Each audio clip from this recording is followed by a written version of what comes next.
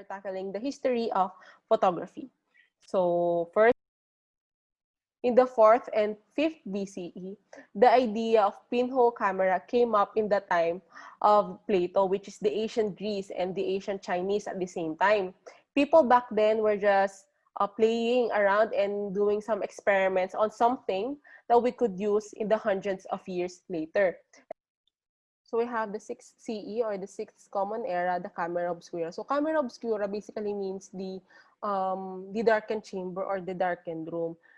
Camera obscura is also known as the camera without film. Yung idea behind here is that meron kang isang dark room, kagaya nga ng pangalan niya, or dark chamber, na may butas na maliit that will act as an aperture as your lens.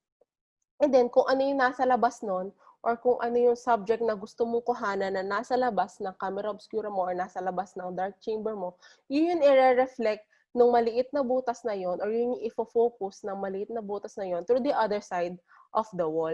And then, for centuries, camera obscura, ginagamit siya for viewing the eclipse without damaging our eyes. And it is also the aid for our artists before then. So yung subject nila, nasa labas, and then kung ano yung nire-reflect nung maliit na butas na yon ng camera obscura, dun sila mag-sketch. Dun nila ini-sketch yung subject nila, and then magpo-form siya ng image.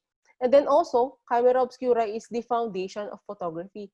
Pero naglalak siya ng chemicals that could really develop the image into, it could really develop the image. And then, okay, 1200s and 1600s, different scientists in different times around that year discovered that there are certain chemicals or certain elements that are related to silver, which one was silver nitrate, which is photosensitive or light sensitive. Then came 1694 by the name of William Humberg.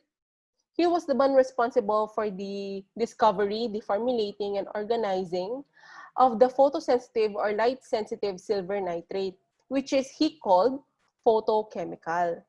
Ayan. So, come 1700s and 1800s, people became more curious or conducted experiments on how photography works. Began putting lenses sa mga camera obscura natin, or making things up or for the improvement of the camera obscura. And then, in this time, in this era, nagli-lead siya directly to the development of the camera on the late 1800s. And then in 1826, in the southern France, by the name of Joseph Nimse, was one of your ordinary guy who was interested in the idea of the photography. He wanted to develop some kind of camera and took the camera obscura and worked and played around with the photosensitive or light-sensitive silver nitrates. Joseph Nimse was the one who come up with the photo, a permanent photo. Pero yung mga ibang scientists no, nakapag-create na sila ng mga photos nun or nakapag-develop na sila ng ibang photos nun. Pero at some point in time, yung mga ibang scientists na yon, nag-fade yung mga nagawa nila. But Joseph Nimse created a permanent photo. And that photo, he passed all his papers, researches, experiments to Louis de Girlie. And then after 6 years having the papers and the informations of Joseph Nimse, he came up with the daguerreotype. So in 1839, the daguerreotype is same process of Joseph Nimse, but he basically made it more quickly and permanently. Instead of waiting 8 hours for the process or for the image to form, it was less than 15 minutes pag sa daguerreotype.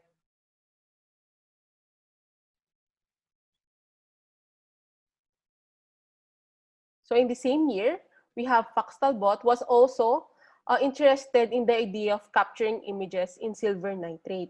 He and Joseph Herschel was a famous astronomer back then, teamed up with a lot of things. In the year 1839, through with collaboration with Fox-Talbot and John Herschel, they came up with the glass negatives naman. So yan yung glass negatives. So a year after that, 1840, Fox-Talbot comes up with his own process, which is the calotype. And then after the daguerreotype, the glass negative, and the calotype, things became more quickly. So in 1850, roving photographers was very common, traveling through the countryside, doing this mobile photo studios. In today's, at present, gumagamit pa rin naman tayo ng mobile photo studios. Pero with the use of just your phone, camera, or laptop for editing. But during that time, it is quite difficult kasi maraming chemicals na dala, kailangan mo pang dalin yung improvised camera obscura mo at that time or the darkened room. And then as well as mixing the camera, kailangan mag-fit in yun sa isang wagon. And then, ito yung tinatawag natin na yung wagon kung saan nakakabit lahat ng materials nila. And then ito, pwede ito mag-travel through the countryside and take photos of people. And then Abe Lincoln, one of the early presidents of the United States or the America, through that mobile photo studio, dun siya kinuhanan etong photo na to specifically. And then came 1860, the first war photography. This is the American Civil War photographed by Matthew Bradley. So around that same year, scientists became more adaptive in the idea of capturing images.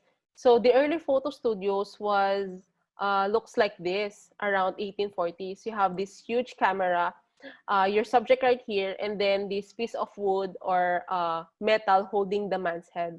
This is actually required for the photo studios at that time kasi yung speed ng camera back then was still slow. So the subject must remain still to that pose for maybe at least 2 to 3 minutes. Or kung medyo mabilis naman yung camera mo, yung camera na gamit ng studio na yun, maybe 30 seconds. So yung ginagawa na metal rod na to, is tinutulungan niya yung subject mo na mag-keep still to that pose.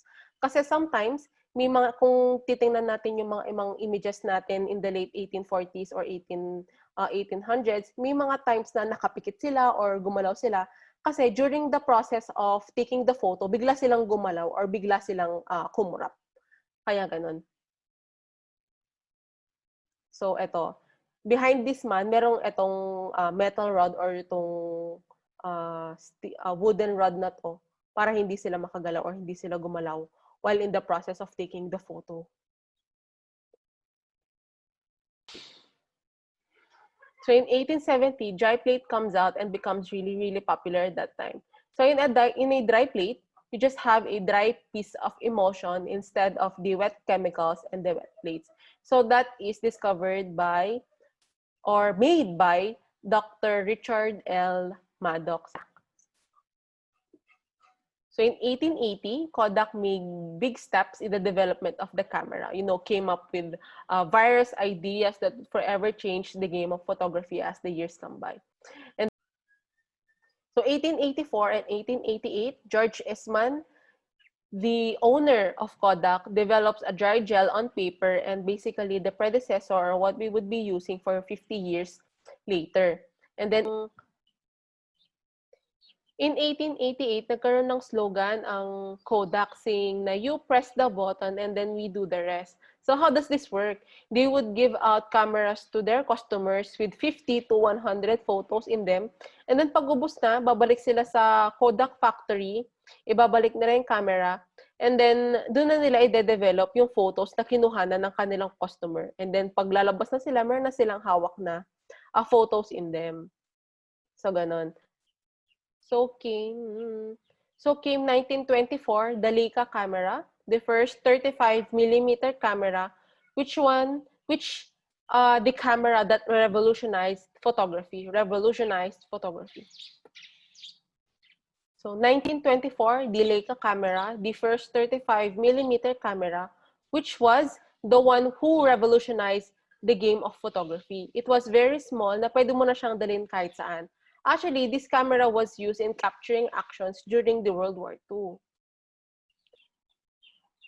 After the World War II, came in 1949, the first SLR camera. This camera was widely used in the industry for professional photographers.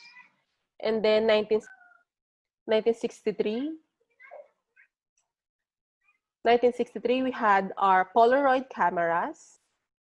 1985, we have our autofocus cameras.